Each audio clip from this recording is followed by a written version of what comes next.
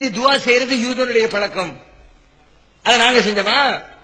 நீங்களும் செய்யற காசு யாருக்கு வரணும்? உனக்கு வருமா எங்களுக்கு வருமா? காசு பணத்திற்கு விலை போகிற கூட்டம் என்று சொன்னால் நாங்களும் தான் உங்களை மாதிரி நல்ல சம்பாதிச்சுக்கிட்டு இருந்தோம். ஒரு காலத்துல நாங்களும் தான் பாத்தியா ஓதணும். வாரத்துக்கு 10 பாத்தியா. நான் ஒரு மாதத்தால போய் ஓதுனேன். திருநெல்வேலி மாவட்டம் தென்காசியில அந்த மதரசாவுல பையங்க சேர வருவாங்க. வர்ற நோக்கத்துல முக்கியமான நோக்கம் என்ன தெரியுமா? ரப்பானியாவுக்கு ஓத போ, ஆஃபர் நிறைய வரும். ஆஃபர் இந்த காருக்காரங்க வேணுக்காரங்க பேசிக்குவாங்கல்ல, ஆஃபர் போறேன்ட்டு. அது மாதிரி மதரசாவுடைய ஆஃபர் என்னன்னா சத்தம் ஓத போறது, பாத்தியா ஓத போறது, மொழி ஓத போறது, கலாத்தனார ஓத போறது. அதுக்காக வேண்டியே அங்க போய் சேர்ந்தவங்க. சேர்ந்த நோக்கம் நல்ல நிறைவேறிச்சு. வருஷம் 4 வருஷமா அல்லாஹ்வுடைய கிருபையினால மாசத்துக்கு 4 சத்தம் வந்துடும். ஆனா சத்தத்துல மட்டும் பிரச்சனை. எங்க மதரசாவுல சலாத்தினாரே ஓதுற காசை நீ வச்சுக்க, மௌலூத் ஓதுற அதையும் நீ வச்சுக்க, அந்த பாவத்துல என்ன சேர்க்காத.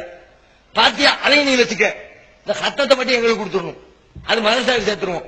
ஏன்னா சத்தம் நிறைய வரும். நிறைய வர அமௌண்ட்ங்கிற மொத்தமா அள்ளிக்குவோம், மற்றது சில்லறையா வரும் அப்படின்னு இறக்கப்பட்டு எங்க அஜர்த்து விட்டுருவார். சத்தம் காசு போற மதரசாவுக்கு, மௌலூத் பாத்தியா சலாத்தினாரியா அந்த காசு கூட எங்களுக்கு. ஓதி ஓதி சம்பாதிச்சமே. எங்க வீட்டுக்கு மதரசா எல்லா வீடுகள்லயும் பிள்ளைய படிக்க வச்சா என்ன நடக்கும்? வீட்டுல இருந்து பணம் அனுப்புவாங்க. இதான நிகழ்வு. என் பிள்ளை மெட்ராஸ்ல படிச்சுட்டு இருக்கான், செலவுக்கு காசு இல்ல, நான் மாசம் ஒரு 500 ரூபா 300 ரூபா அனுப்பி விடுறேன். எங்க மதரசாவில் நேர் உள்டாவா. நாங்க மாசம் முடிஞ்ச உடனே வீட்டுக்கு 500 ரூபா அனுப்பி வைப்போம், 300 ரூபா அனுப்பி வைப்போம். வீட்டுக்கு போனா எங்க அண்ணன் என்ன சித்திக்குவான், தம்பி தான் பேங்க், அவன்கிட்ட தான் என் அண்ணன் கையில அவனை படிச்சுட்டு இருக்கிறானுவ, கையில காசு இல்ல, சம்பாதிக்கிறதுக்கு வேலை இல்லை ஒன்னும். இப்ப நான் தான் நிறைய சம்பாதிச்சு 12 வயசு 13 வயசுல கையில காசோட வந்தவன் தானே. ஒவ்வொரு ரமலானிலும் 20,000 25,000 சம்பாதித்தவர்கள் தானே. இல்லன்னு மறுக்க இயலாது. அதையெல்லாம் தூக்கி போட்டு வந்திருக்கிறோம்.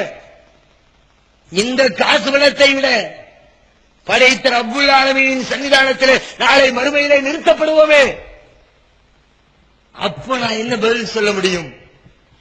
அதுக்கு எந்த பதில் இல்ல.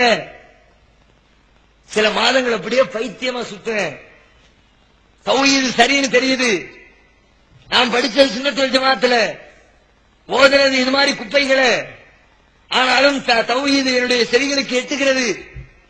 2 மாதம் 3 மாதம் உள்ளத்துல பெரிய புரட்சி. அங்க போகவா இங்க போகவா, போனா என்ன மைனஸ்? நமக்கு நிறைய அஜர்த்துமாறு பழக்கம். எல்லா பயிலும் நம்மளை திட்டுவான். ஆஹா, அஜர்த்து திட்டு வாங்கிட்டு நம்ம எப்படி வாழ்க்கை நடத்த முடியும்? அப்போ இவர் திட்டினா என்ன இருப்பது? ஒன்னும் ஆக போறது இல்ல. இவர் மாதிரி 1000 பேர் திட்டினாலும் அல்ல நன்மையை கூட்டி தங்கிட்டே இருப்பான். நாளை மறுமையில எங்க அஜர்த்து தொழுகை நன்மை வச்சிருப்பாரு. என்ன திட்டினாரோ அப்படின்னு அன்னைக்கு திட்டினோ கொண்டா 2 நாள் தொழுகை இப்படி தூக்கி தந்துருவான். ஆனா அன்னைக்கு அந்த விவரம் எல்லாம் தெரியாம அஜர்த்து திட்ட வாங்கிக்கிட்டு நம்ம எப்படி இருக்க போறோம்? வேண்டாம். ஒரு பக்கத்துல. இன்னொரு பக்கம் நம்ம ஊர்ல நமக்கு மரியாதையா வச்சிருக்கான். நஜாத்து வஹாபுன்னா முடிஞ்சு போச்சு. குர்ஆன் ஹதீஸ்னா அவ்வளவுதான், நம்மள ஊரை விட்டு விலக்கி விடுவான்.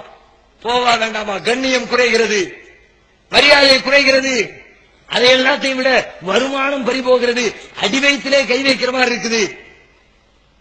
அப்படியே மண்டை சுத்துது. அல்லாஹ்வுடைய சன்னிதானத்துல போய் கதறேன், இஸ்திகாரா தொழுகிறேன், இறைவா எனக்கு நேர்வழியை காட்டு, அதில் செல்வதா இதில் செல்வதா என்ற குழப்பத்தில் இருக்கிறேன், என்னை சரியான பாதைகளை நடத்து என்று அல்லாஹ்வின் சன்னிதானத்தில் அழுது புலம்பி மண்டியிட்டு கதறிவிட்டு வெளியிலே வந்து ஏகத்துவ பிரச்சாரத்திற்காக இன்றைக்கு களத்தில் நின்று கொண்டிருக்கிறேன்.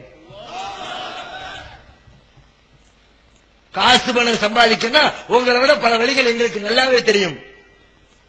எந்த அளவுக்கு தெரியும்னா, ஏமாத்துறதுல உதாரணத்துக்கு ஒண்ணு சொல்றேன். இது மாதிரி பல தில்லுமுள் இருக்குது. சாம்பிள் மட்டும் பல இடத்துல நடந்துட்டு தான் இருக்குது. போக போவோம் வீடுகளுக்கு. போகிற பொழுது அந்த வீடுகள்ல மௌலூது மற்ற மேட்டர்லாம் முடிஞ்ச உடனே கடைசியில பெரிய துவா ஓதணும்ல. பெரிய துவா ஓதுறதுக்கு எங்க அதிர்ச்சியால மாணவர்கள் எல்லாருமே என்னத்தான் கை காட்டுவாங்க, பக்கிரி துவா ஓது அப்படின்னு. பெரிய ஆளுகள்லாம் இருப்பாங்க. அந்த செட்டில் என் கூட ஒரு அஜர்த்துமார்களை பொறுத்த வரைக்கும் அவங்க ஹாஃபில் குர்ஆன் மனப்பாடம் பண்ணவங்க இல்ல. என் செட்ல நான் ஒருத்தன் தான் ஹாஃபிஸ் குர்ஆன் மனப்பாடம் பண்ணவன். நான் என்ன பண்ணுவேன், 4 துவா தெரியும், பெருசா ஓதணுமே, நம்ம மேல ரொம்ப மதிப்பு வச்சிருக்காங்களே, நிறைய ஓதனாத்தானே கூட கொஞ்சம் சில்லறையும் கிடைக்கும், வீட்டுக்காரனையும் அப்படியே கொஞ்சம் கலக்க முடியும். அதனால குர்ஆன்ல பெரும்பாலும் மக்களால் ஓதப்படாத இடையில இருக்கிற சூறாக்கள் சிலது இருக்கு. கடைசி ஜுது 30 ஜுது அம்மையத்தை சாலும் இருக்குல்ல, அது பெரும்பாலும் எல்லாரும் மனப்பாடம் பண்ணியிருப்பாங்க. யாசீன் எல்லாத்துக்கும் தெரியும், வாக்கியா தெரியும், தவாரக்கலையும் தெரியும், அல்லது அலிஃப் லாம் மீம் தெரியும். இப்படி தெரிந்தது சிலது இருக்குது, தெரியாத இடையில இருக்க சிலது இருக்குது. சூரத்துல் கஸஸ், சூரத்துல் அன்கபூத், சூரத்துல் ஹஸ்ர் பெரும்பாலும் யாரும் ஓதி இருக்க மாட்டாங்க. நான் அங்கிருந்து எடுப்பேன் குர்ஆன், அப்படியே மலமல மலமலான்னு ஓதிட்டு போய் திடீர்னு இடத்துல புல் ஸ்டாப் வச்சு மூச்சை விட வேண்டியது.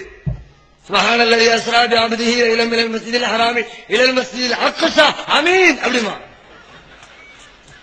குர்ஆனே ஓதிட்டு மலமல மலமலன்ட்டு. அப்பா பக்கீர் நிறைய துவா மனப்பாடம் பண்ணி வச்சிருக்காண்டா. யாரை ஏமாத்துற வேலை? நான் வீட்டுக்காரன் ஏமாத்துறதுக்கு பண்ணுனேன், என் கூட ஓதின சக நண்பர்களை ஏமாத்துறதுக்கு பண்ணுனேன், எங்க அஜர்த்தை ஏமாத்துறதுக்கு பண்ண. அவர்கள் அறிய முடியவில்லை, ஆனால் படைத்த இறைவன் அறிந்திருப்பானா இல்லையா, அந்த பயம் என்னுடைய உள்ளத்தை ஆட்கொண்டது. வேண்டாண்டா. திருமலை குர்ஆனுடைய கடைசி போதனை, லாஸ்ட் அல்லாஹ் இறக்கி வைக்கிற வசனம், சூரத்துல் பக்ராவில் இருக்கிற வசனம், வத்தகு யௌமன் துர்ஜாவுன ஃபீஹி இலல்லாஹ், ஒரு நாளை பயந்து கொள்ளுங்கள், எந்த நாளில் அல்லாஹ்வின்பால் திருப்பப்பட இருக்கிறீர்களோ அந்த நாளை பயப்படு.